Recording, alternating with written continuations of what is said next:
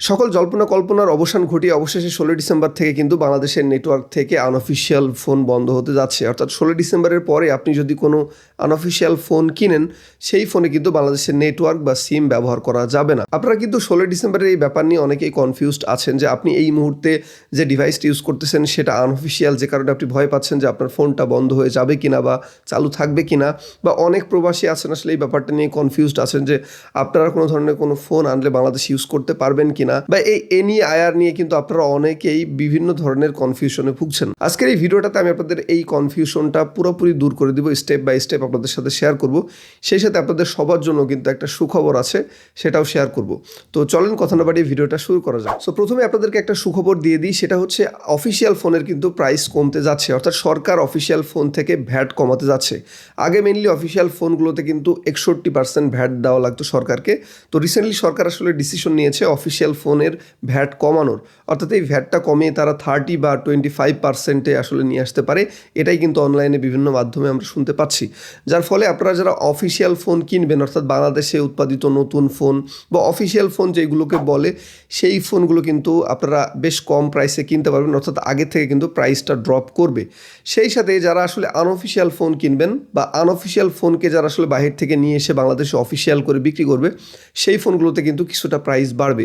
অর্থাৎ সরকারের যে নির্ধারিত ভ্যাটটা সিলেক্ট করবে, যেটা এখন পর্যন্ত আসলে কনফিউজড আছে সবাই, এখনও সরকার ব্যবসায়ীদের সাথে কথা বলে আসলে একটা ডিসিশনে যাবে যে কত পার্সেন্ট ভ্যাট নির্ধারণ করা যায়। 20% বা 30% যেটাই হোক না কেন, যারা বাহির থেকে ফোন নিয়ে এসে ব্যবসা করবে বা বাইরে থেকে যেসব ফ্ল্যাগশিপ ফোনগুলো নিয়ে এসে বাংলাদেশে বিক্রি করবে, সেই ফোনগুলোর সাথে কিন্তু এই 20% বা 30% ভ্যাট যুক্ত হবে। সো আনঅফিসিয়াল ফোনগুলোকে অফিসিয়াল করার কারণে কিন্তু এই ফোনগুলোতে মেনলি প্রাইস কিছুটা বাড়বে। আর অফিসিয়াল ফোন যেগুলো বাংলাদেশে অলরেডি অফিসিয়ালি বিক্রি হচ্ছে, সেই ফোনগুলোতে কিন্তু কিছুটা প্রাইস ড্রপ দেখতে পাবেন। সো আপনারা যারা অফিসিয়াল ফোন কিনবেন তারা কিন্তু আগের থেকে বেশ কম দামে পাবেন। অর্থাৎ 45,000 টাকার ফোন কিন্তু আপনি 35,000 বা 40,000-এর নিচে অটোমেটিক্যালি চলে আসবে। এবার চলেন আপনাদের কয়েকটা প্রশ্নের উত্তর দিই। কয়েকদিন ধরে আপনারা অনেকেই কিন্তু আমার বিভিন্ন ভিডিওতে কমেন্ট করে বলতেছেন, ভাইয়া আমার ফোনটা তো আনঅফিসিয়াল বা বিদেশ থেকে আনা হয়েছে, এটা কি বন্ধ হয়ে যাবে কিনা। এটা নিয়ে আপনাদের কোনো টেনশন নাই, কারণ আপনাদের এই ফোন বন্ধ হবে না। 16 ডিসেম্বরের আগ পর্যন্ত বাংলাদেশের নেটওয়ার্কে যতগুলো ফোন সচল আছে বা অ্যাক্টিভ আছে, অর্থাৎ 15 ডিসেম্বর পর্যন্ত আপনি যদি বাংলাদেশের নেটওয়ার্কে কোনো ফোন অ্যাক্টিভ করতে পারেন বা সিম ইউজ করতে পারেন, সেই ফোনটা অটোমেটিক্যালি অফিসিয়ালি হয়ে যাবে। অর্থাৎ এই ফোনের নেটওয়ার্ক বন্ধ হবে না বা কোনো ধরনের কোনো প্রবলেম হবে না। সো আপনি এই মুহূর্তে যদি কোনো আনঅফিসিয়াল ফোন ইউজ করে থাকেন বা কোনো বিদেশি ফোন ইউজ করে থাকেন, অর্থাৎ বাহির থেকে আনা ফোন ইউজ করে থাকেন, বা ফোনটা যদি চুরাই কোনো ফোন হয়, এ নিয়ে আপনার কোনো ধরনের টেনশন নাই, কারণ এই ফোনগুলো স্বয়ংক্রিয়ভাবে বা অটোমেটিক অফিসিয়াল হয়ে যাবে।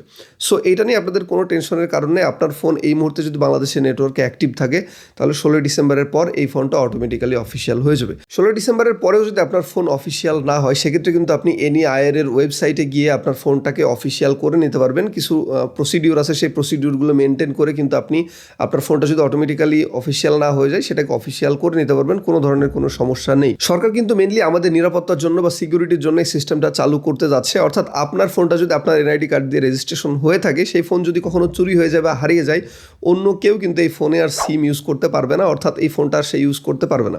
নর্মালি সে হয়তো বা ওয়াইফাই দিয়ে বা অন্যান্য মাধ্যমে ইউজ করতে পারবে, বাট এই ফোনে কিন্তু নতুন কোনো সিম ইউজ করা যাবে না যতক্ষণ না পর্যন্ত আপনি সেই ফোনটা আপনার এনআইডি কার্ড দিয়ে ডিরেজিস্ট্রেশন করে দিচ্ছেন। অর্থাৎ এখান থেকে একটা ব্যাপার আপনারা ক্লিয়ার হয়ে গেলেন যে আপনি যদি কোনো ফোন এখন থেকে সেল করতে যান বা বিক্রি করতে যান, সেক্ষেত্রেও কিন্তু সেই ফোনটা আগে আপনাকে ডিরেজিস্ট্রেশন করতে হবে। অর্থাৎ আপনার আইডি কার্ডটা ওই ফোন থেকে রিমুভ করার পর আপনি চাইলে ওই ফোনটা বিক্রি করতে পারবেন। অর্থাৎ আগে যেরকম আসলে সহজ ছিল যে আমি আমার ফোনটা বিক্রি করার জন্য জাস্ট সিম কার্ডটা খুলে রেখে দিলাম এবং আরেকজনের সিম কার্ডটা পুরে ফোনটা ইউজ করতে লাগলো, কোনো সমস্যা হলো না, এই সিস্টেমটা কিন্তু আর থাকছে না। অর্থাৎ এখন আপনাকে কিন্তু এনইআইআর এর ওয়েবসাইটে গিয়ে আপনার ফোনটা বিক্রির আগে আপনার আইডি কার্ডটা থেকে ওই ফোনটাকে ডিরেজিস্ট্রেশন করে নিতে হবে। তারপরে চাইলে আপনি অন্য কারোর কাছে বিক্রি করবেন। একইভাবে আপনি যদি আরেকটা ফোন কিনতে চান, সেই ফোনটা কিন্তু কেনার সময় আপনাকে আগে দেখতে হবে যে ওই ফোনটা ডিরেজিস্ট্রেশন করা আছে কি না। অর্থাৎ যার থেকে আপনি ফোনটা কিনবেন তার আইডি কার্ড থেকে আসলে এই ফোনটাকে আগে রিমুভ করতে হবে, ডিরেজিস্ট্রেশন করতে হবে। তারপরে আপনার আইডি কার্ড দিয়ে আবার আপনি এই ফোনটাকে রেজিস্ট্রেশন করবেন। যার ফলে এই ব্যাপারটা কিন্তু একটা সিকিউর হয়ে থাকছে। অর্থাৎ আপনার ফোন চুরি হয়ে গেলেও সরকারের কাছে কিন্তু একটা ডাটা থাকবে যে এই ফোনটা আসলে নতুন করে কে ইউজ করতে চাচ্ছে, বা সরকারের কাছে যেহেতু একটা নির্দিষ্ট ডাটাবেস থাকবে এই ফোনের কোন মালিকটা আছে বা কে অরিজিনালি এই ফোনের মালিক, মালিক সেটাও কিন্তু আপনি পাবেন। এবং এনআইআর এর ওয়েবসাইটে আমি দেখলাম যে আপনার চুরি হওয়া ফোনের তথ্য কিন্তু আপনি এনআইআর এর ওয়েবসাইট থেকে কিন্তু বের করতে পারবেন। অর্থাৎ সরকার কোনো একটা ফোন উদ্ধার করলো, সেটার ডাটা কিন্তু তারা ওয়েবসাইটে দিয়ে রাখবে এবং আপনি চাইলে আপনার আইডি কার্ড দিয়ে বা বিভিন্ন সিস্টেম করে IMEI দিয়ে চেক করে দেখতে পারবেন যে আপনার ফোনটা আসলে কোথায় আছে বা কোন থানার আন্ডারে আছে বা সরকারের কাছে আসলে আছে কিনা। অনেক প্রবাসী ভাইরা কিন্তু একটু কনফিউশনে আছেন যে আমরা যে ফোনগুলো বাহির থেকে দেশে নিয়ে যাবো সেই ফোনগুলো আসলে অটোমেটিক্যালি অফিসিয়াল হয়ে যাবে কিনা। জি, আপনাদের জন্য কিন্তু একটা স্পেশাল সুযোগ রাখতেছে সরকার। আপনি সর্বোচ্চ 2টা ফোন বাহির থেকে আনতে পারবেন, অর্থাৎ প্রবাসীরা 2টা ফোন বাংলাদেশে নিয়ে আসতে পারবেন এবং বাংলাদেশে আনার পর সেই ফোনটা কিন্তু আপনি কোনো ধরনের কোনো টাকা পয়সা ছাড়াই রেজিস্ট্রেশন করে অফিসিয়াল করে নিতে পারবেন। এছাড়াও আপনারা যারা 2 মাসের জন্য বেড়াতে আসবেন, অর্থাৎ যারা পর্যটক আছে যারা 2 মাস 1 মাসের জন্য এই দেশে বেড়াতে আসবেন বা ঘুরতে আসবেন, তারা কোনো ধরনের রেজিস্ট্রেশন ছাড়াই কিন্তু আপনার ফোনকে ইউজ করতে পারবেন। অর্থাৎ 2 মাসের মধ্যে কিন্তু আপনার ফোনটাই কোনো ধরনের কোনো সমস্যা হবে না। কিন্তু আপনি যদি 2 মাসের বেশি থাকেন সেক্ষেত্রে কিন্তু আপনার ফোনকে আবার বিটিআরসির ওয়েবসাইটে গিয়ে বা বিভিন্ন তথ্য দেওয়ার মাধ্যমে রেজিস্ট্রেশন করে নিতে হবে। সো যারা বিদেশি আসবে এই দেশে বা যারা পর্যটক হিসেবে আসবেন বা 2 মাস 1 মাসের ছুটি কাটাতে আসবেন, তারা কিন্তু নির্দ্বিধায় নিশ্চিন্তে আপনার ফোনে বাংলাদেশের নেটওয়ার্ক ইউজ করতে পারবেন।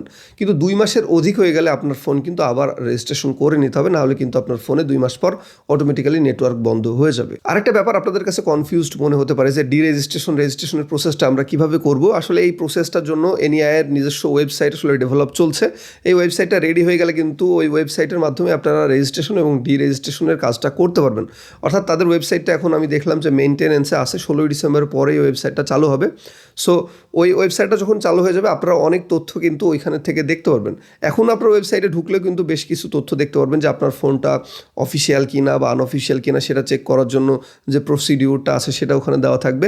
এছাড়া আরও অনেকগুলো তথ্য কিন্তু তারা আস্তে আস্তে অ্যাড করে ফেলবে। সো আপনারা যারা এই ব্যাপারগুলো নিয়ে আসলে কনফিউজড ছিলেন যে 16 ডিসেম্বরের পরে আপনার ফোন বন্ধ হয়ে যাবে কিনা বা নেটওয়ার্ক বন্ধ হয়ে যাবে কিনা, তাদেরকে কিন্তু ক্লিয়ার করে দিলাম যে 16 ডিসেম্বরের আগে আপনার ফোন যদি বাংলাদেশের নেটওয়ার্কে অ্যাক্টিভ থাকে, সেটা বিদেশ থেকে আনা হোক, আনঅফিসিয়াল ফোন হোক বা বাহির থেকে আনা হোক, এটা নিয়ে আপনার কোনো চিন্তা করতে হবে না। এই ফোনগুলো স্বয়ংক্রিয়ভাবে আসলে রেজিস্ট্রেশন হয়ে যাবে।